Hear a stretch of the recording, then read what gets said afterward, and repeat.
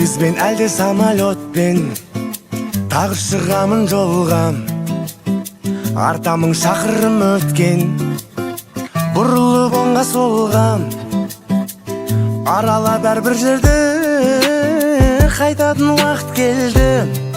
Өзімнің әскери борышымды 12-ші танк бригадасы 21450 әскери бөлімінде қазіргі уақытта өтеп келіп отыр. Қазір мені күтіп алып отқан анашым, туған туыстарым, достарым барлығына өте үлкен рахмет айтқым келеді. Ең бастысы, осы әскери борышты өтеу барысында көптеген өзіме былайша айтқанда опыт алдым. Ең бастысы өзімнің офицер сержанттарыма үлкен рахмет айтқым келеді. Және үлкен рахмет өзімнің анашыма айтқым келеді. Сіздерді отан алдындағы борыштарыңызды адал орындап келгендеріңізбен құттықтаймын. Біріншіден 21-де 450 әскери бөлімшеге үлкен рахметімді шексіз. Осы баламды бір жыл бойы тәрбиелеп, бір жыл бойы өз баласына қарағандай, балама қарады, өз бауырларына қарағандай қарады. Рахмет сіздерге көп-көп. Әрдайым осындай қуаныш бола берсін. Әр ананың жүрегі жарылып отыр қазір.